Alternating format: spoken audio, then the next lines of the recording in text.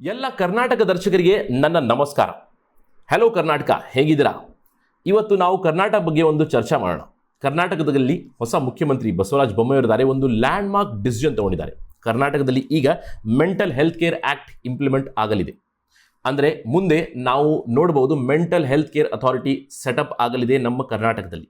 So ಇದರ ಬಗ್ಗೆ ಒಂದು ವಿವರಣೆ ಮಾಡೋಣ ಈ ಲೆಕ್ಚರಲ್ಲಿ.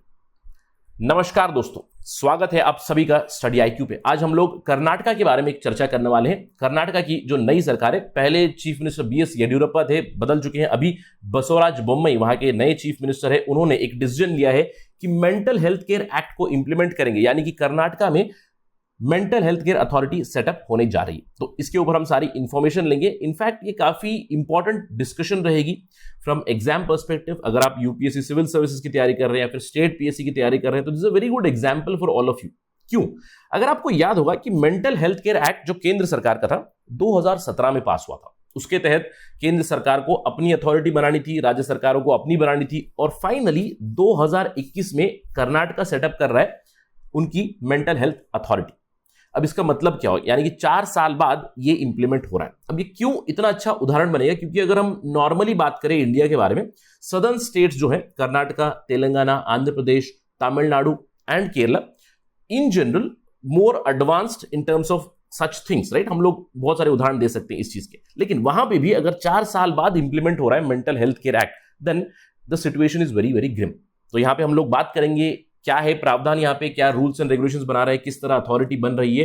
साथ ही साथ हम लोग शुरुआत में चर्चा करेंगे मेंटल हेल्थ केयर एक्ट 2017 के बारे में भी. ये सब इंफॉर्मेशन लेने के लिए मेरे साथ बने रहिए स्टडी आईक्यू पर. मैं हूं आपका दोस्त राहुल सायगांवकर. आप मुझे इस पर्टिकुलर आईडी पे फॉलो कर सकते हैं. And if you are preparing for competitive exams like UPSC civil service examination और any state PSC, we do have a course of Karnataka PSC also. Just go to studyIQ.com और download the app from Google Play Store to know more about us. Right, let's begin the discussion. सबसे पहले background की बात करते हैं. जैसे कि मैंने आपको बताया कि मेंटल हेल्थ केयर एक्ट 2017 में पास हुआ था, जिसके कुछ रूल्स एंड रेगुलेशंस है. मैं क्विकली इसको रिकैप कराया तो कुछ बहुत ही इंटरेस्टिंग इंफॉर्मेशन आपको यहां पे मिलेगी. सबसे पहले इस एक्ट के तहत केंद्र सरकार central mental health authority setup करेगा, ये हो चुका है. राज्य सरकार अपने अपने राज्यों में state mental health authority setup करेगी. अब ये 2021 में होने वाला है कर्नाटका में. तो आप मुझे बताइए, आपके राज्य में रिसर्च करके बताइए, क्या आपके राज्य में मेंटल हेल्थ अथॉरिटी सेटअप हो चुकी है? इसके अलावा इस पर्टिकुलर एक्ट के तहत स्टेट अथॉरिटीज जो रहेगी वो मेंटल हेल्थ रिव्यू बोर्ड्स भी सेटअप करेंगे. अब रिव्यू मतलब क्या रिव्यू करेंगे, किस तरह से इस एक्ट की इंप्लीमेंटेशन हो रही है, किस तरह mental health care facilities provide की जा रही है उस राज्य में, इसकी असेसमेंट होगी. इसके अलावा कुछ लैंडमार्क चीजें हुई थी इस मेंटल हेल्थ केयर एक्ट में. अब क्या हुआ था? डीक्रिमिनलाइजेशन ऑफ सुसाइड हुआ था. आईपीसी सेक्शन 309 काफी इंटरेस्टिंग सी चीज थी इस पर्टिकुलर सेक्शन में. अब देखिए क्या होता था पहले, 2017 से पहले, डीक्रिमिनलाइज होने से पहले. यानी कि अगर मैं सुसाइड अटेम्प्ट करूंगा और अटेम्प्ट करने में अगर मैं सुसाइड नहीं कर पाऊंगा, बच गया, then I would be jailed. यानी कि क्रिमिनलाइज था. सुसाइड अटेम्प्ट करना was a criminal activity. Generally अगर कोई सुसाइड की बात करेगा तो then it is a mental health care issue, isn't it? लेकिन इंडिया में इसको क्रिमिनलाइज किया गया था. अब अगर आप सक्सेसफुल हो गए, यानी कि सुसाइड करना है, सक्सेसफुल हो गए, तो खत्म है. There is no case of criminalisation, क्योंकि death has happened, nobody can send you to jail. But अगर आप बच गए then it was a criminal activity. 1 साल की जेल हो सकती थी, लेकिन 2017 के बाद ये डीक्रिमिनलाइज हो चुका है. इसके अलावा इस पर्टिकुलर एक्ट ने कुछ लैंडमार्क बदलाव लाए थे, जैसे कि इलेक्ट्रोकन्वल्सिव थेरेपी जो होती है, जहां पे इलेक्ट्रिक शॉक के थ्रू ट्रीटमेंट देते थे, उसको प्रोहिबिट कर दिया गया है. इसके अलावा एक एडवांस डायरेक्टिव, इसको लीगैलिटी दी गई. एडवांस डायरेक्टिव मतलब देखिए, नॉर्मली क्या होता है, अगर मेंटल हेल्थ केयर इशू से गुजर रहे हैं तो किस तरह आपको ट्रीटमेंट मिलेगी ये आप पहले ही बता सकते हो. क्योंकि देखिए, मेंटल हेल्थ इशू शुरू होने के बाद सब लोग क्वेश्चन कर सकते हैं आपके डिसीजन मेकिंग को, इजंट इट? लेकिन उससे पहले जब भी आप सेन हो, जब भी आप हेल्दी हो, उसी समय पे आप एडवांस डायरेक्टिव दे दोगे कि अगर if in future if I will be facing some mental health care issues तो मुझे इस तरह की ट्रीटमेंट दी जाए, या फिर मैं अनुमति देता हूं ये सब करने के लिए. आप पहले ही ये चीजें डायरेक्टिव दे सकते हो. इसके अलावा इंश्योरेंस, इन जनरल इंडिया में इंश्योरेंस सेक्टर उतना स्प्रेड आउट नहीं है, और इंश्योरेंस की हम बात भी करें नॉर्मली तो फिजिकल हार्म के लिए इंश्योरेंस काफी ज्यादा प्रिवेलेंट है, लेकिन यहां पे मेंटल इलनेस को भी कवर किया गया अंडर द इंश्योरेंस स्कीम्स. सो काफी अच्छे बदलाव आए थे. अब इन बदलावों को इंप्लीमेंट धीरे धीरे राज्य सरकारें कर रही है, और फाइनली 2021 में Karnataka government, it is setting up mental health care authority amid this COVID-19 crisis. और इस चीज के बारे में हम लोगों ने बहुत चर्चा की, क्योंकि कोविड-19 के चलते, इस पैंडेमिक के चलते बहुत ज्यादा मेंटल हेल्थ इश्यूज, बहुत ज्यादा मेंटल हेल्थ प्रॉब्लम्स हो रही है। हम लोगों ने इसके ऊपर मल्टीपल चर्चा की थी, सोशल डिस्टेंसिंग की वजह से, आइसोलेशन की वजह से, there is no social interaction, domestic violence बढ़ चुका था बिकॉज ऑफ द लॉकडाउन। बहुत से लोगों ने अपनी नौकरी खोई थी, बहुत से लोगों ने अपने प्रिय फैमिली मेंबर्स को खोया हुआ, तो वहां पे मेंटल हेल्थ इश्यूज आपको बहुत फेस कर रहे हैं, राइट। सो इसकी वजह से कोई ना कोई रिकोर्स जरूर चाहिए। और हम लोगों ने बात की थी mental health care infrastructure in India is very very poor. इन सब के चलते Karnataka government is setting up the mental health authority. चलिए बात करते हैं क्या हो रहा है कर्नाटका में।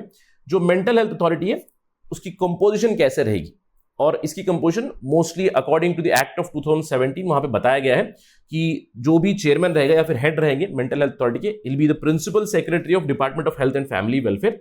इसके अलावा यहाँ पे मेंबर्स होंगे, among others it will be commissioner and joint secretary of health department and the director of medical education in that particular state। अभी कर्नाटका में ये सब मेंबर्स रहेंगे। इसके अलावा जब भी गाइडलाइंस आएगी इंटर एरिया दिया हुआ, यानी कि और भी दूसरे मेंबर्स यहाँ पे हो सकते हैं, राज्य सरकार पे निर्भर होता है। इसके अलावा ये मेंटल अथॉरिटी करेगी क्या, देखिए इनका जॉब क्या है, what is the role and responsibility of mental health care authority. They will be responsible for collating, यानी कि डेटा कलेक्ट करेंगे, डेटा पब्लिश करेंगे कि उनके राज्य में कितने साइकोलॉजिस्ट हैं, कितने मेंटल हेल्थ प्रोफेशनल्स हैं, कितनी नर्सेस हैं, कितने सोशल वर्कर्स हैं, कितने एनजीओस हैं जो वर्क करते हैं towards this mental health care sector. अब इस पर्टिकुलर डेटाबेस से हम लोग इस्तेमाल कर पाएंगे, इसको यूटिलाइज कर पाएंगे ताकि जो भी नीडी लोग हैं उन्हें सर्विसेज जल्द से जल्द मिले। अब मैं आपको परिस्थिति बताता हूं कि एग्जैक्टली क्या है कर्नाटका में।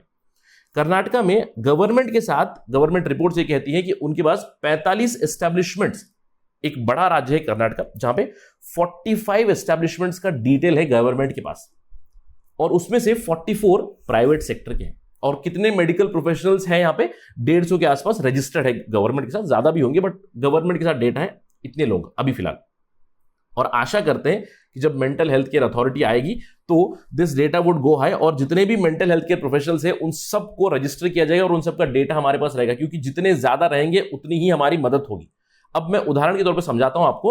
150 मेडिकल प्रोफेशनल्स का डेटा अभी फिलहाल है, और कर्नाटका में 2011 की जो सेंसस था उसके अनुसार 6 करोड़ यहां की पॉपुलेशन थी, 6 करोड़।